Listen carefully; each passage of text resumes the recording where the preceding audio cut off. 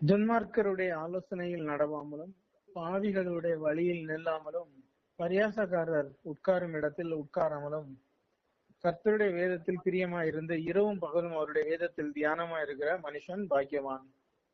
அவன் நீர்க்கால்களின் ஓரமாய் நடப்பட்டு தன் காலத்தில் தன் கனியை தந்து இலை உதிராதிருக்கிற மரத்தை போல் இருப்பான். அவன் செய்வதெல்லாம் வாய்க்கும். துன்மார்க்கரோ அப்படி இல்லாமல் காற்று பறக்கடிக்கும் பதரை போல் இருக்கிறார்கள். ஆகையால் துன்மார்க்கர் நியாய தீர்ப்பிலும் பாவிகள் நீதிமான்களின் சபையிலும் நிலை நிற்பதில்லை. கர்த்தர் நீதிமான்களின் வழியை அறிந்திருக்கிறார், துன்மார்க்கரின் வழியோ அழியும். சரி, இது ஓல்ட் டெஸ்டமென்ட்ல சொல்லி இருக்குன்னு பார்க்கலாம். இதை நம்ம ஸ்பிரிச்சுவல் மீனிங் என்னன்னு பார்ப்போம். துன்மார்க்கருடைய ஆலோசனையில் நடந்தோம்னா அவங்களோட பிளான், ஈவில் பீப்புள்கிட்ட இருந்து வர்றதெல்லாம் ஈவில் இன்ஃபுளுன்ஸ்ல தான் வரும் பிளான். நமக்கு வெளியே பார்க்கும்போது குட் மாதிரி தெரியும், ஆனா அது குட் கிடையாது, அது பெஸ்ட் கிடையாது. காட் எப்படி வச்சிருப்பாருன்னா அவருடைய வழிகளை தான் நமக்கு தருவார். துன்மார்க்கருடைய ஆலோசனைங்கிறது எப்படி இருக்கும்னா மாம்சத்துக்கு நல்லா இருக்கும், ஃபிளஷ் படி நல்லா இருக்கும். ஆனா காடோட ஆலோசனை எப்படி இருக்கும்னா ஃபிளஷ் டினை பண்றதா தான் இருக்கும், மாம்சத்துக்குரியத. எப்பவுமே கர்த்தர் ஒரே மாதிரிதான் இருப்பாரு, மாம்சத்துக்குரியத டினை பண்ணிட்டு தான் வர சொல்லுவாரு. இச்சைகளும் பெருமைகளும் நம்மளோட ஃபியூச்சர் கோல்ஸ கிடையாது. மாம்சத்தோட இச்சைனா நிறைய பேர் நினைச்சிருவாங்க ஒரு வீட்டு காரியங்களை பாக்குறதோ, ஒரு சொத்து வாங்குறதோ, இல்லைன்னா ஒரு படிப்பு படிக்கிறதோ, இல்ல ஒரு நல்ல வேலைய பாக்குறதோ, இதோட பெட்டர் ஜாப்னு இன்னொன்னு தேடுறதெல்லாம் இச்சைன்னு எடுத்துட்டு இருப்பாங்க. ஒரு நல்ல ட்ரெஸ் போடுறதெல்லாம் இச்சைன்னு. இது கிடையாது, மாம்சத்தோட இச்சைங்கிறது இது கிடையாது. நமக்கு தெரியும் லஸ்ட் மாம்சத்தோட இச்சை. எது எல்லாம் மாம்சத்தோட இச்சைனா கிளட்டனி மாம்சத்தோட இச்சை. நம்ம உள்ள சாப்பிடுறோம்ல, அதிகமா அளவா சாப்பிட்டா அது நம்ம ஆத்மாவை திருப்திப்படுத்தும். நம்ம அளவுக்கு மீறி சாப்பிட்டோம்னா ஆத்மாவை பாரம் அடைக்கும். அதான் அவர் சொல்ல, பெருந்தீனினாலே உங்கள் இருதயங்களை பாரம் அடையாதபடி எச்சரிக்கையா இருங்கள். சோ இது மாம்சத்தோட இச்சை. இன்னும் நம்மளோட கண்களோட இச்சைகள் நிறைய இருக்கு. இதே மாதிரி மாம்சத்தோட இச்சை இன்னும் நிறைய இருக்கு. அதெல்லாம் பிளஷர் நாடுதோ, பிளஷ் அன்காட்லி பிளஷர்ஸ் இன்னும் நிறைய இருக்கு. இதே மாதிரி கண்களோட இச்சை, ஸ்ரீ இச்சையோட பாக்குறது அவர் சொன்னாரு இச்சைன்னு, அது மைண்டோட இச்சை. கண்களோட இச்சைனா மைண்டோட இச்சை, திங்க் பண்றது, அதான் உள்ளுக்குள்ள மெடிடேட் பண்றது, இந்த லஸ்ட்ஃபுல் திங்ஸ் எல்லாம் லாலஸா பண்றது. அதாவது நான் உங்களுக்கு ஒரு எக்ஸாம்பிள் சொன்னா, இச்சை எந்த அளவு இன்டென்சிட்டி மோசம்னா அது காடுக்கு ஃப்ரெண்ட்ல எவ்வளவு மோசம்னு பார்த்தோம்னா, ஒருத்தரோட கணவன் மனைவியா இருந்தாலும் இது ரொம்ப இம்பார்ட்டன்ட் ஆகும். காட் எனக்கு டீச் பண்ண லெசன் ஆரம்பத்துல, கணவன் மனைவியா இருந்தாலும் மனைவி கணவன் ரெண்டு பேரோட பிரசன்ஸ் இல்லாத நேரம் ஒருத்தன் இச்சிச்சுட்டு இருந்தான்னா அது காட் வார்ன் பண்றது, அதை நிப்பாட்ட சொல்லி. ஏன்னா சிந்தனைகளில் உள்ள அந்த இச்சை கிடையாது காடோட வில் ஃபேமிலியில, அப்படி கிடையாது. சோ இதுவே காட் இச்சைன்னு தான் பார்ப்பார். நம்ம இப்ப ஹஸ்பண்ட் இல்ல, அப்படி கிடையாது, இது இச்சை, 100% இச்சை, இருட்டாக்கி போடணும்ல. இதெல்லாம் சிந்திக்கிறது கிடையாது, சிந்திக்கிற விஷயம் கிடையாது, இருந்து மெடிடேட் பண்ற விஷயம் கிடையாது. ஸ்கிரிப்சரை தான் மெடிடேட் பண்ணணும். காட் எந்தெந்த விஷயம் பிராக்டிக்கலா இருக்கணுமோ அது அப்படிதான் நினைப்பாரு. காட் அப்படிதான் அவரோட வில். இதெல்லாம் யோசிச்சு இருளாக்கக்கூடிய விஷயம் கிடையாது. அப்போ சிந்தனைகள்ல நம்ம மெடிடேட் பண்றது எல்லாமே காடு ஃப்ரண்ட்ல இச்சை, கண்களோட இச்சை. அடுத்தவனோட விஷயத்த பார்த்து ஆசைப்படுறது, இதெல்லாம் கண்களோட இச்சை. இத பத்தி நிறைய இடத்துல இருக்கு. கண்கள் திருப்தி ஆகுறது இல்லை அப்படின்னு, காரியங்கள் இப்படி சுத்தி சுத்தி பாக்குறதுனால கண்ணு சாட்டிஸ்ஃபை ஆகுறது இல்லை, மைண்ட் சாட்டிஸ்ஃபை ஆகாது. அதுதான் விஷயம். கண்ணுன்னா அந்த உறுப்பு கிடையாது, மைண்டு தான் எப்பவுமே கண்ணு. தெரிஞ்சுக்கணும். பைபிள்ல த்ரூ அவுட் கண்களின் ஒளி இருதயத்தை பூரிப்பாக்கணும்னா மைண்டோட லைட் ஹார்ட்டை ஃபுல்ஃபில் பண்ணும், ஹார்ட்டை சாட்டிஸ்ஃபை பண்ணும். அதுதான் அப்படி சொல்லி இருக்கு. கண்ணானது சரீரத்தின் விளக்குனா மைண்டு தான் பாடியோட லேம்பே, உடம்ப நடத்தக்கூடிய வெளிச்சமே அது மைண்டு தான். மைண்ட் இருட்டாகி போச்சுன்னா ஒருத்தன் என்ன செய்யறான்னு அவனுக்கே தெரியாது, அவனுக்கு தெரியாது, ரியலைசேஷன்லயே இருக்காது, சதையில பண்ண போல இருக்கும். ஸோ அப்போ த்ரூ அவுட் ஸ்கிரிப்சர் அதுதான் மைண்டுங்கிறது. இப்போ காடோட ஆலோசனை ஸ்பிரிச்சுவல் திங்ஸா தான் இருக்கும். இந்த ஹியூமன் ஐடியாஸ் எல்லாமே ஏன்னா எல்லாமே கரெக்ட் மாதிரி தெரியும், அதுகள் முடிவு மரணம்னு இருக்கும். ஸ்பிரிச்சுவல் டெத்து தான் கடைசி. மனுஷனுடைய வழிகள் எல்லாமே, அவனோட ஆலோசனைகள் எல்லாமே பாவிகளோட வழியில நில்லாமலும், பாவிகளோட காரியங்கள் எல்லாம் கை கோர்க்காமலையும், பாவிகளோட விஷயங்கள் எல்லாம் பார்ட்னர் ஆகாமலையும், இல்ல பாவிகளோட காரியங்கள்ல நம்மளும் அதுல ஒரு ஆளாட்டு பார்ட்ரேக்கர் ஆகாமலையும், பரியாசக்காரர் உட்காரும் இடத்தில் உட்காராமல. பரியாசக்காரர்னா பைபிள்ல பெருமை உள்ளவங்களை தான் பரியாசக்காரர்னு சொல்லியிருக்கோம். ஏன்னா அந்த பரியாசங்கிறதே பெருமையில தான் வர்றது.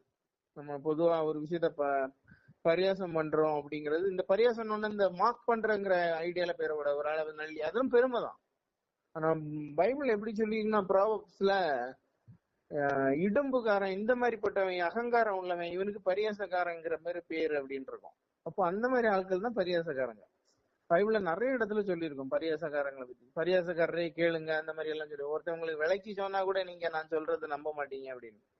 சோ அந்த மாதிரி எல்லாம் சொல்லியிருப்பாரு ஆண்டவர் காஸ்பலை பத்தி சொல்லும்போது. இதெல்லாம் பரியாசக்காரங்க. இருமாப்பா இருக்கிறவங்க தான் பரியாசக்காரங்க. அவங்க இருக்கிற இடத்துல இருக்காரோட, ஏன்னா நம்மளும் கத்துப்போம். அவங்களுக்கு ஆடு பனிஷ் பண்ணும்போது நமக்கு அதுக்கு ஒரு ஆளாயிரும். இருமாப்பு உள்ள ஆளை விட்டு விலகிடணும். கோபக்காரனு தோழனா கதையா அந்த மாதிரி சொல்லியிருக்கு வசனம். ஏன்னா நீயும் கத்துப்பேன். கர்த்தருடைய வேதத்தில் பிரியமா இருந்து இரவும் பகலும் அவருடைய வேதத்தில் தியானமா இருக்கிற மனுஷன் பாக்கியவான். வசனத்துல பிரியமா இருக்கணுமா. ஏசு சொல்றாரு, கேட்கிற விதத்தை கவனியுங்கள், எப்படி கேட்கறங்கிறத கவனி அப்படின்றாரு ஆண்டவர். நீ மந்தமா கேக்குறியா இல்ல சின்சியரா கேக்குறியா அப்படின்னு. அப்ப பிரியமா இருந்தோம்னா சின்சியரா கேட்போம். வசனத்தை உனக்கு பிடிச்சி கேட்டோம்னா, இது கர்த்தரே பேசுனது அப்படிங்கிற ஆசையில கேட்டோம்னா கண்டிப்பா அதுல நமக்கு வசனம் வேர்க்கொள்ளும். கேட்கிற விதமே அதுதான், கரெக்டா கேட்கிற விதம். அப்ப பிரியமா இருக்கணும் வேதத்துல, அதுல பிரியமா இருந்து கேட்கணும். அப்படி கேட்கும் போது அந்த வசனம் ஏற்கணும். இரவும் பகலும் அவருடைய வேதத்தில் தியானமா இருக்கிற மனுஷன் பாக்கியம். ராத்திரி பகலா வசனம் வாசிக்கிறவங்கிறது இல்ல அதோட அர்த்தம். ராத்திரி பகலா அந்த வசனங்களின்படி வாழ்க்கை இருக்கிறவன் பாக்கியவான். அந்த வசனமே அவனுடைய எண்ணங்கள், வார்த்தைகள், செயல்கள் எல்லாத்துலயும் அப்ளிகேஷன் டே அண்ட் நைட்ல. அவன் டேல ஒரு மாதிரி இருக்கான், நைட்டான வேற மாதிரி இருக்கான், அப்படி கிடையாது. எப்பவுமே அவன் என்ன நடந்தாலும் காடோட வேர்டு அந்த அந்த அந்த அலைன்மெண்ட்லயே தான் போவான். வேற வகையில அவன் நடக்கவே மாட்டான், சிந்திக்க மாட்டான். இப்படி இருக்கிறவன் பாக்கியவான். அது ஸ்பிரிச்சுவல் பர்சனை பத்தி சொல்லியிருக்கு. எப்பவும் தன்னை சுத்திகரிச்சு காடோட வேர்டு படியே தன்னை சரிப்படுத்திக்கிட்டே இருக்கிறவன் இவன் பாக்கியவான். இவன் ஜாய்ஃபுல்லா இருப்பான். இப்படிப்பட்ட இருதயத்துக்கு மகிழ்ச்சி இருக்கு. அது வேற ஒரு இடத்துல அப்படி சொல்லியிருக்கு. செம்மையான இருதயம் உள்ளவர்கள். அவன் நீர்கால்கள் ஓரமாய் நடப்பட்டு தன் காலத்தில் கனியை தந்து இளையவதற்கு மறையும். இது தெரியும், எப்பவுமே வாட்டர் இருக்கும், செழிப்பாவே இருக்கும். அவன் செய்வதெல்லாம் வாய்க்கும்.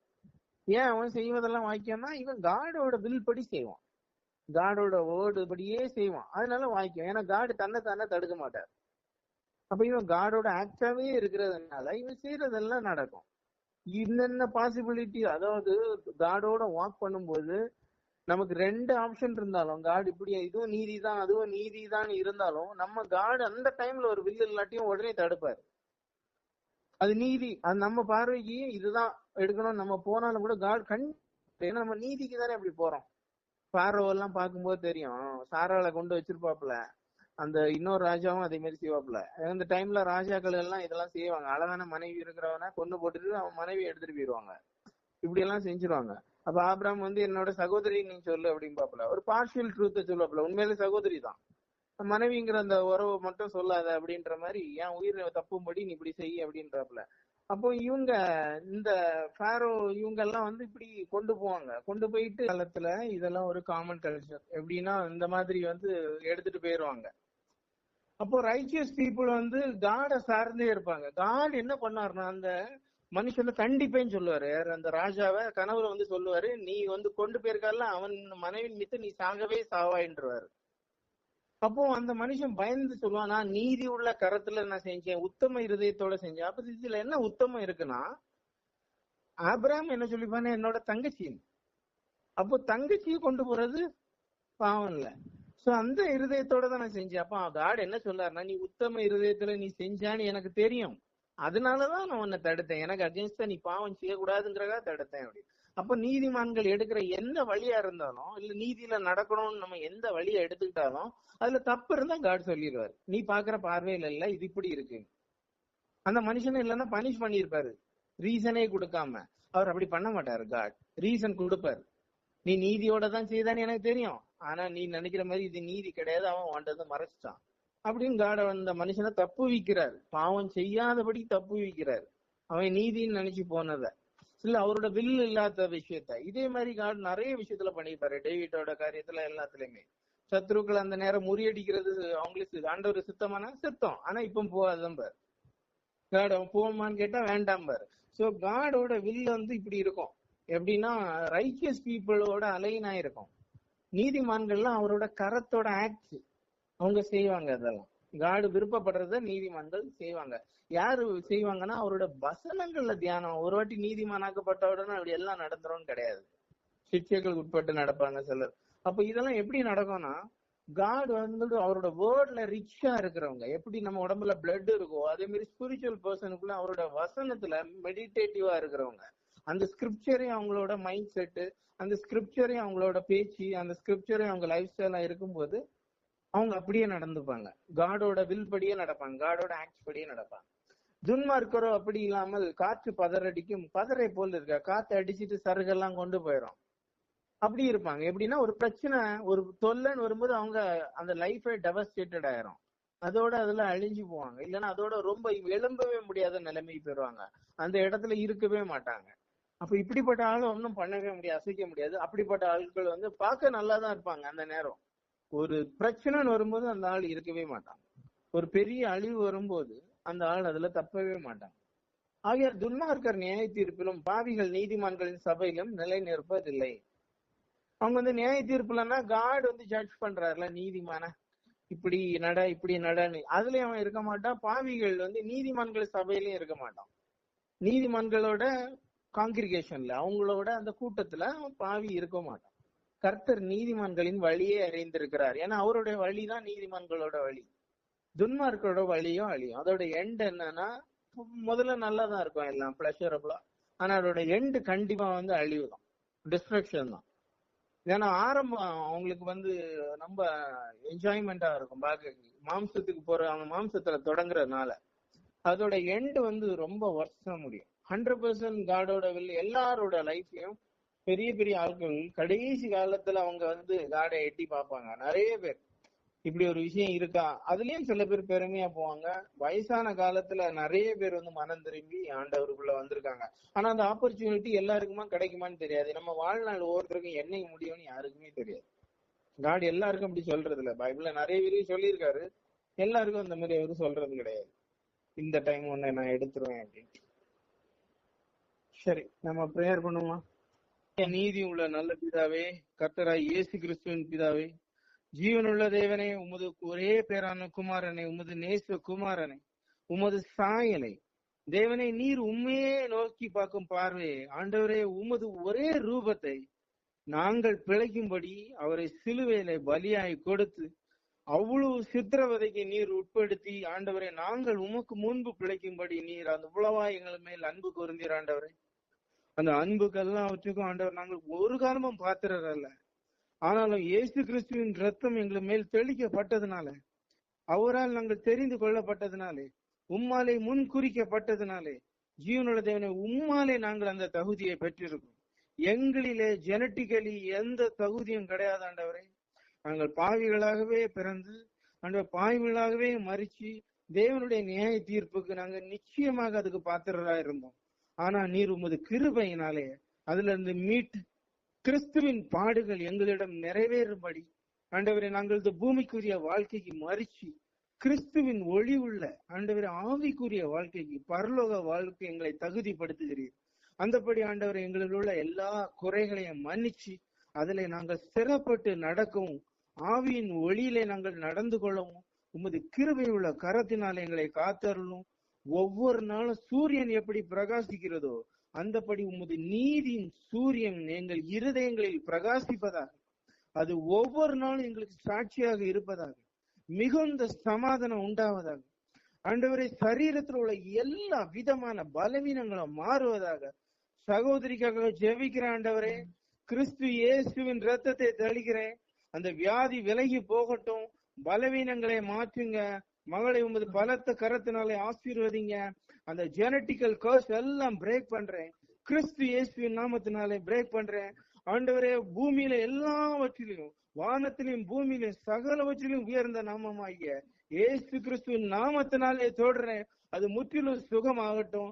இனிமேல் அவர்கள் அண்டாதபடி, குழப்பம் இல்லாதபடிக்கு, அச்சம் இல்லாதபடிக்கு, என்றென்றைக்கும் தைரியமாக உமது சமூகத்துல கலிகூர்ந்து நடக்க இயேசு கிறிஸ்துவின் ஊழியத்தை பெற்ற, கிறிஸ்துவினால் கிருபை பெற்ற நான் கிறிஸ்துவின் இரத்தத்தினாலே சகலவித சாபங்களை முறிக்கிறேன், ஆசீர்வதிக்கிறேன். இயேசு கிறிஸ்து நாமத்தினாலே இனிமேல் பட்டு இந்த பலவீனங்களுக்குள்ளே போகாதபடி தேவன் பலத்த கரத்தால் காப்பீராக. தேவன் பலத்த கரத்தால் காப்பீராக. பரிசுத்தாவியினால் வல்லமையால் நிரப்புவீராக. இங்க இருக்கிற ஒவ்வொரு பேரும் பரிசுத்தாவில் நிரம்புவார்களாக. தேவனுடைய வெளிச்சம் அவர்கள் எல்லாம் பிரகாசிக்கட்டும். அவர்கள் இருக்கிற குழப்பங்கள் முற்றிலும் மாறட்டும். வாழ்க்கையில இருக்கிற எல்லா இடர்களும் போட்டும். கிறிஸ்துவே அவர்கள் மேய்ப்பராய் இருந்து ஒவ்வொரு நாளும் அவர்களை மேய்ச்சி ஆண்டவரே நித்திய வீட்டுக்கு அவர்களை வழி நடத்துவாரா. ஒவ்வொரு நாளும் மேய்ச்சி அவர்களுடைய குற்றங்கள் எல்லாம் மன்னிச்சு, சரீரத்துல பலவீனங்கள் எல்லாவற்றையும் எடுத்து கிறிஸ்துவின் ஆசாரிய ஊழியம் எங்களுக்குள் பலமாய் விளங்க செய்வீராக. பலமாய் விளங்க செய்வீராக. கிறிஸ்துவின் ஆசாரிய ஊழியம் பலமாய் விளங்க செய்வீராக. தேவன் எங்களை ஒவ்வொரு நாளும் உமது இரத்தத்தினாலே கழுவி சுத்திகரிச்சு ஆண்டவரே உமக்கு பயப்படுகிற பயத்திலையும் உமது பரிபூர்ண அன்பிலையும் தீமைக்கு விலகி நடந்து கொள்ள ஆசீர்வதிங்க எங்கள் நல்ல பிதாவே. ஆமென்.